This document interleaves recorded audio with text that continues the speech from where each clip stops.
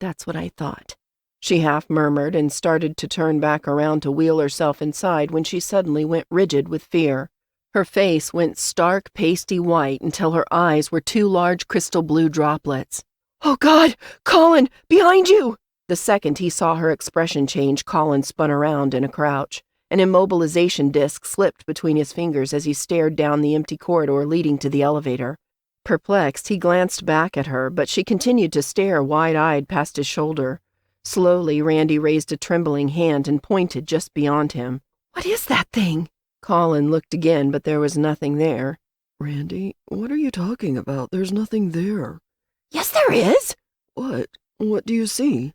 The trembling hand went to her throat. Her mouth moved soundlessly. It was clear she was terrified. Slowly straightening, Colin rubbed his eyes and tried once again to see if there was something he was missing. Under the dim glow of the hallway light, the 30 or so feet of hallway was empty except for him and Randy. "Randy, are you okay?" The gentle request was enough to break her away from whatever held her spellbound. She looked at him. "You don't see it?" "It? What it?" "That animal.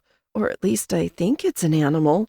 Colin opened his mouth to ask what kind of animal she thought it was when it dawned on him like a sudden sunrise. An animal that couldn't be seen? "Oh, crap, don't tell me." Turning back to the hallway, Colin pocketed the disc and called out briskly, "Bud!" Behind him, he could hear Randy shifting in her chair. "Bud, show yourself!" A familiar huffing sound came from an area a few feet away. To Randy, he called over his shoulder, "Tell me what you see."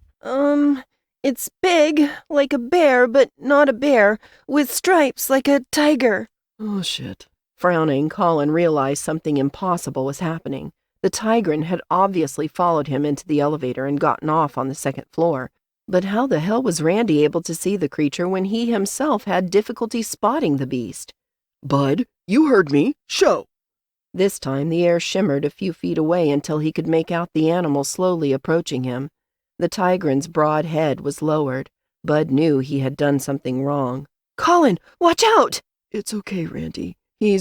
Look, I got to get him back up to my apartment." "Back to your apartment? What? What is it? A pet? Colin!" This time he held up a hand to interrupt her while he kept a firm grasp on the tigran's ruff with his other hand. That way, if the animal decided to disappear again, at least Colin would know exactly where it was until they were safely home. "Let's get out of the hallway before someone sees us," he started to suggest when the tigran jerked unexpectedly away and raced directly toward the woman in the wheelchair. Randy gave a little shriek of fear just as the big animal skidded to a halt in front of her. Its huge furred shoulder bumped against her legs, pushing the wheelchair over the threshold into the apartment. Colin rushed after the animal. Inside the entryway, he paused in total surprise to see the animal resting its enormous head in the woman's lap. Silently, he watched as Randy cautiously reached down to scratch the animal behind the ears. A low purr vibrated softly in its chest. "You like that, don't you, boy?" Randy gave Colin a questioning look. Boy or girl? Boy. His name is Bud." Colin swallowed hard, not believing what he was seeing. "Bud. That's a good name, Bud," she cooed to the creature as she continued to scratch its wide forehead. "Okay, Colin. I think you have some explaining to do. What is this thing in my lap? And where did it come from?" She gave him another searching look. "And who are you, really?" He closed the door behind him, then dropped down on the floor next to her. One hand automatically went to begin scratching the animal around its ruff where he knew the beast enjoyed the attention. "All of it?" "That would be a good beginning," she told him with less venom in her voice. Colin looked up to see her anger fading, to be replaced with curiosity. He took a deep breath, letting it out noisily.